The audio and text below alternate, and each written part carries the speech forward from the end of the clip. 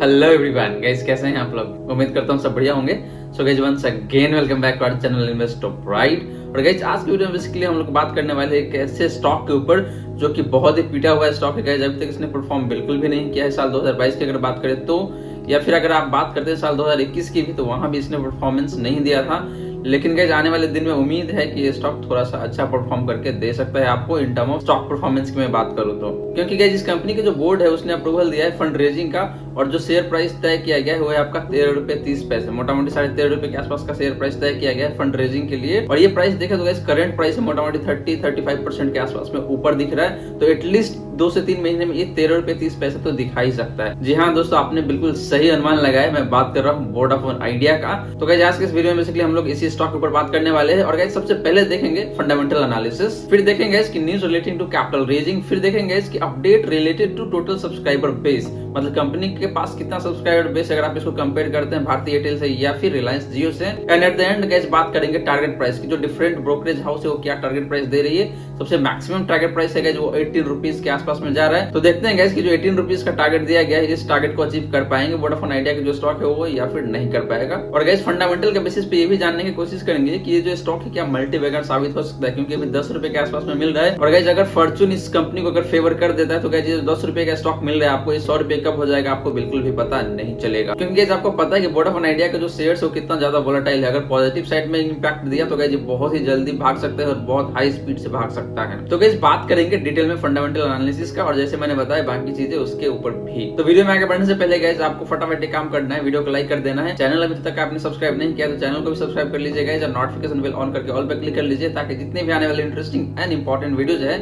एक भी वीडियो आप मिस नहीं करेंगे। तो चलिए गाइस सबसे पहले बात करते हैं फंडामेंटल एनालिसिस के ऊपर। तो गाइस सबसे पहले बात करेंगे फंडामेंटल का, यानी कि जो वोडाफोन आइडिया है इसके फंडामेंटल जानने की कोशिश करेंगे। एंड हम लोग ये देखेंगे इसकी फंडामेंटल के बेसिस पे कंपनी कहां स्टैंड करती है। इसके बाद गाइस बात करेंगे इसके न्यूज फ्लो का, and then guys at the end बात करेंगे कि इसका जो सब्सक्राइबर बेस है उसका क्या सिचुएशन है आज के डेट में। अगर आप इसको कंपेयर करेंगे भारतीय एयरटेल से एंड रिलायंस जियो से, उसके कंपेरिजन में इसका सब्सक्राइबर बेस कितना है और जनवरी महीने का डेटा क्या दिखाता है, कितना कम या ज्यादा हुआ है। तो सबसे पहले प्राइसिंग की बात करते हैं गाइस, तो इसका जो करंट मार्केट प्राइस है वो है बेसिकली आपका 10 रुपए 10 पैसे का, जो कि 4.5% बढ़ के आया हुआ है फ्राइडे की अगर मैं बात करूं तो। एक हफ्ते की बात करें तो एक हफ्ते में इसने मोटा मोटी आधे % का लॉस दिया हुआ है। एक महीने की बात करेंगे तो मोटा मोटी 5.5% का लॉस है। एक साल की बात करेंगे तो मोटा मोटी 1.5% का प्रॉफिट दिया हुआ है। वहीं बात करेंगे 3 साल का, तो 3 साल में इसने मोटा मोटी 44% के आसपास का लॉस दिया हुआ है। एंड 5 साल की बात करेंगे तो मोटा मोटी 80-81 के अराउंड का लॉस दिया हुआ है। तो गाइस इस कंपनी का जो स्टॉक है वो तो बिल्कुल ही परफॉर्म नहीं किया हुआ है। देखते हैं कि आगे क्या सीन हो सकता है। अगर आप इसमें इन्वेस्टेड है या फिर आप इन्वेस्ट करने का सोच रहे हैं, क्या करना चाहिए आपको, मतलब इन्वेस्ट करना चाहिए या नहीं करना चाहिए, या फिर इसके जो कॉम्पिटिटर है लाइक भारतीय एयरटेल या फिर रिलायंस उसके साथ जाना चाहिए। तो चलिए इस बात करते हैं इसके फंडामेंटल का, और सबसे पहले देखेंगे इसका टॉप लाइन, यानी कि जो रेवेन्यू है वो कैसा है पिछले 5 क्वार्टर का।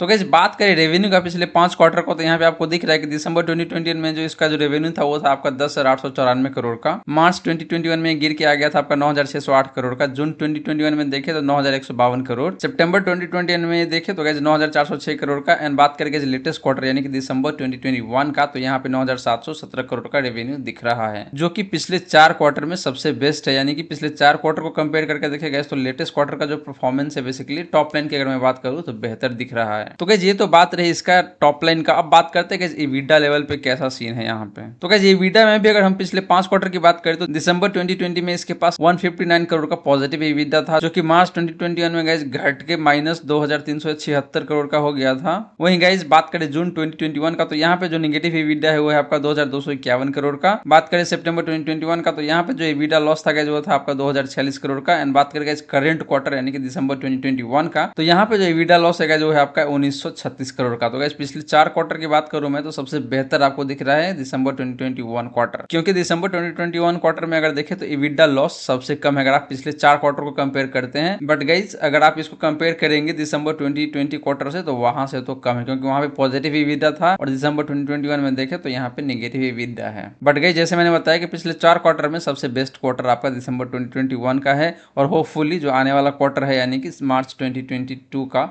ये बेहतर हो सके। तो गाइस EBITDA लेवल पे भी देखें तो ठीक है, मतलब जिस तरीके से रेवेन्यू का ट्रेंड है इसका उसी तरीके से देखें तो इसका EBITDA का भी ट्रेंड है। तो गाइस ये रही बात इसका EBITDA का। अब बात करते हैं गाइस नेट प्रॉफिट का। तो नेट प्रॉफिट की बात करें तो कंटिन्यूअसली अगर पिछले 5 क्वार्टर में देखें तो ये गिरता गिरता ही जा रहा है, यानी कि लॉस बढ़ता ही जा रहा है। दिसंबर 2020 क्वार्टर की बात करेंगे तो वहां पे जो नेट लॉस था वो था आपका 4532 करोड़ का। मार्च 2021 की बात करेंगे 7023 करोड़ का लॉस था गाइस। जून 2021 की बात करेंगे तो 7319 करोड़ का लॉस था। सितंबर 2021 की बात करेंगे तो 7132 करोड़ का लॉस था। एंड गाइस बात करें लेटेस्ट क्वार्टर यानी कि दिसंबर 2021 का, तो यहाँ देखें तो लॉस आपका 7231 करोड़ का है। तो गाइस नेट प्रॉफिट लेवल पे तो कंपनी बिल्कुल भी अच्छा नहीं कर रही है। हाँ, EBITDA लेवल पे देखें तो पिछले 4 क्वार्टर में सबसे बेस्ट क्वार्टर आपका दिसंबर 2021 रहा है, लेकिन नेट प्रॉफिट के हिसाब से देखे गए तो दिसंबर 2021 उतना बढ़िया नहीं रहा है अगर आप इसको कंपेयर करते हैं पिछले 4 या 5 क्वार्टर से। तो गाइस ये रही बात आपका नेट प्रॉफिट का। अब चलिए बात करते हैं गाइस की बैलेंस शीट में इसके पास लोन का क्या सीन है। तो गाइस मैं आ चुका हूं बैलेंस शीट में और यहाँ पे देखें तो लॉन्ग टर्म डेट की अगर मैं बात करूं, नॉन करंट लायबिलिटी में यहाँ पे आपको दिख रहा होगा लॉन्ग टर्म डेट। तो गाइस यहाँ पे देखिए तो मोटा मोटी आपका 1,66,109 करोड़ का लोन है गाइस। ये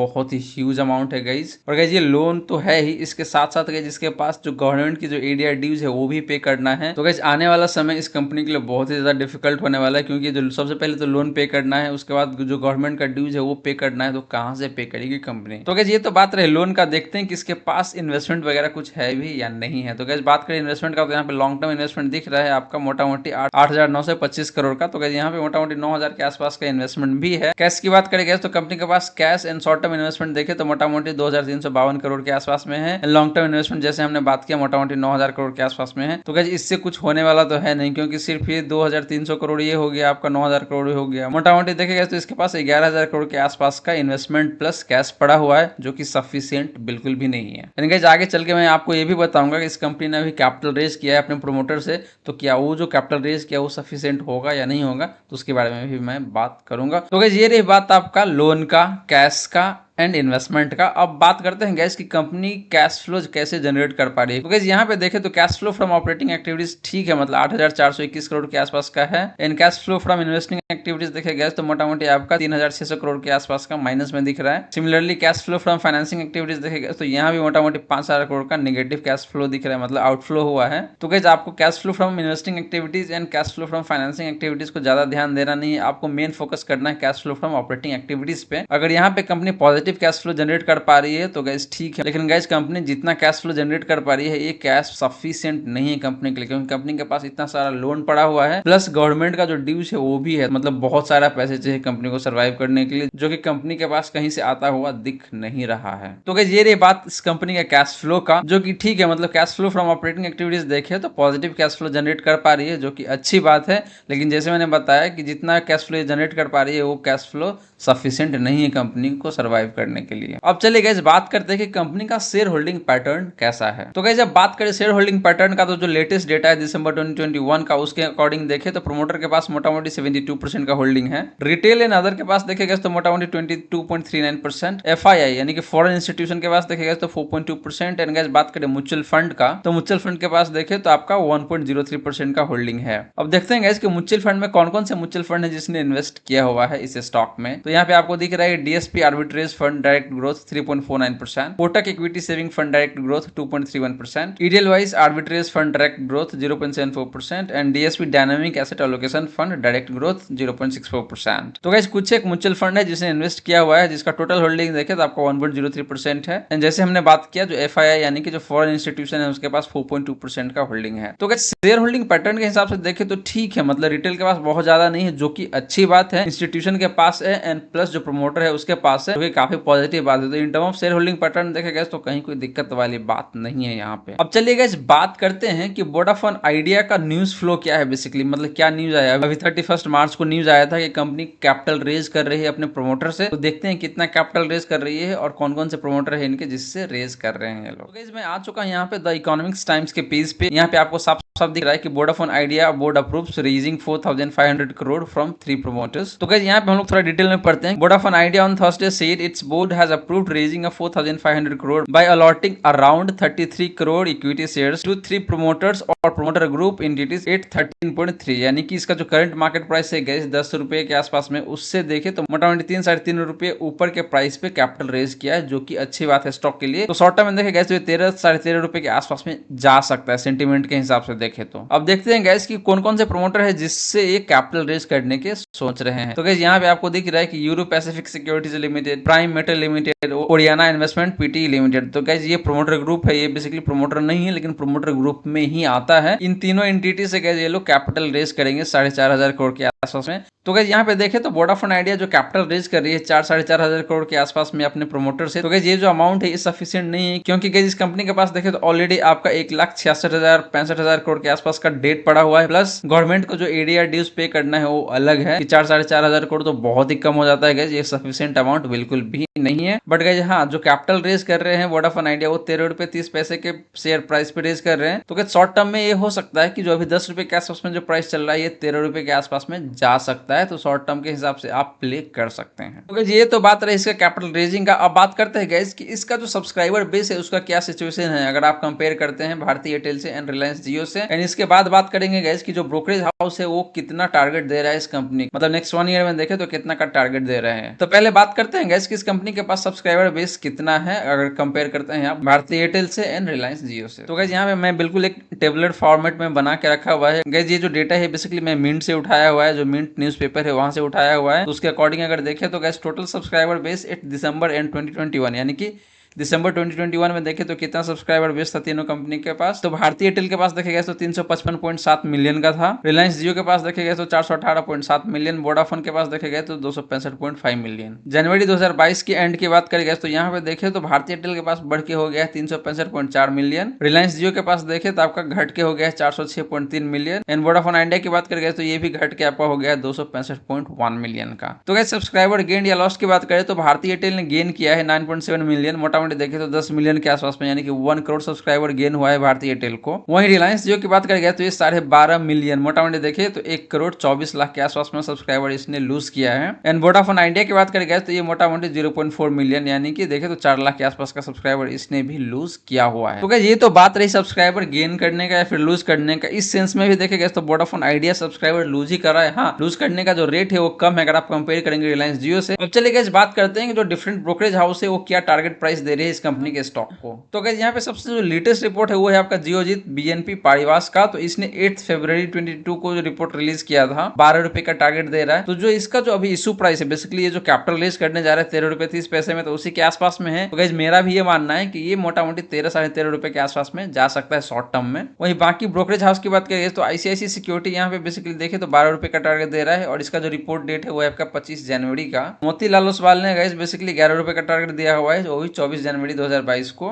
तो गाइस ये कुछ रिपोर्ट्स है, अगर सबको देखे तो सबसे हाईएस्ट जो टारगेट मिल रहा है यहाँ पे वो 12 रुपए का ही मिल रहा है। और गाइस मेरा भी मानना है कि 12 रुपए 13 रुपए 13.5 रुपए के आसपास में इसका प्राइस जा सकता है शॉर्ट टर्म की अगर मैं बात करूँ तो गाइस ये रही सारी की सारी पॉइंट जो हमने वोडाफोन आइडिया के ऊपर डिस्कस किया, वो चाहे इसकी फंडामेंटल के ऊपर हो या फिर इसके न्यूज रिलेटेड हो या फिर बात करें इसके सब्सक्राइबर बेस का या फिर बात करेंगे जिसके टारगेट प्राइस का। तो गाइस यहाँ पे हम लोग दो एंगल से देखेंगे कि अगर आप एक एग्जिस्टिंग इन्वेस्टर है इस कंपनी में तो आपको कंटिन्यू करना चाहिए या नहीं करना चाहिए। तो गाइस मैं बता दूं कि अगर आपने जो इन्वेस्ट किया है, सपोज आपने 10,000 इन्वेस्ट किया है वोडाफोन आइडिया में और ये पैसे डूब जाएगा तो आपको फर्क नहीं पड़ने वाला है, तो आप इसको कंटिन्यू रखिए। क्योंकि गाइस एक कंपनी ऐसा है जो कि आपको जो भी देगा एक्सट्रीम देगा, यानी कि एक्सट्रीम प्रॉफिट भी दे सकता है, एक्सट्रीम लॉस भी दे सकता है गाइस। मतलब आपके पैसे जीरो भी हो सकते हैं और यहाँ से 10 गुना भी हो जाए तो वो भी कोई बड़ी बात नहीं होगी। दूसरी बात है गाइस कि अगर आप फ्रेश इन्वेस्ट करना चाहते हैं इस कंपनी में तो इसके लिए भी देखा जाए तो दो तरीके से हम देखेंगे कि अगर आपके पास कुछ पैसे पड़े हैं जो डूब जाए तो भी आपको कोई फर्क नहीं पड़ने वाला है, तो मैं सजेस्ट करूंगा कि आप इसमें पैसे डाल सकते हैं, क्योंकि गाइस ये बहुत ही हाई रिस्क प्ले हो जाएगा।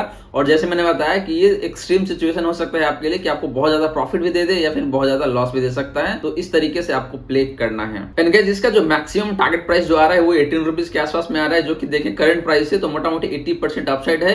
तो गाइस यहाँ से डाउनसाइड तो बहुत कम दिख रहा है, लेकिन अपसाइड जो 18 रुपीज का है वो अचीव बिल्कुल हो सकता है। आप इस हिसाब से रिस्क प्ले करना चाहते हैं तो आप बिल्कुल इन्वेस्ट कर सकते हैं इस स्टॉक में। बट गाइस इन्वेस्ट करने से पहले आप खुद का भी रिसर्च कर ले और अपने फाइनेंशियल एडवाइजर से जरूर कंसल्ट करें guys before investing in Vodafone Idea. So guys that's all for today. आशा करता हूं जो भी मैंने बताने की कोशिश की आपको समझ में आया होगा अच्छे से। अगर आपके मन में कोई डाउट है, क्वेश्चन है, आप कमेंट सेक्शन में पूछ लीजिए, आपके क्वेश्चन का मैं रिप्लाई कर दूंगा। एंड गाइस वीडियो अच्छी लगी हो तो वीडियो को लाइक जरूर करें गाइस। एंड चैनल अभी तक सब्सक्राइब नहीं किया है तो चैनल को सब्सक्राइब करके नोटिफिकेशन बेल ऑन कर लीजिएगा, ताकि जितने भी आने वाले इंटरेस्टिंग वीडियोस है आप एक वीडियो मिस नहीं करेंगे। So guys thank you so much for watching this video. मिलते हैं अगले वीडियो में। जय हिंद, जय भारत।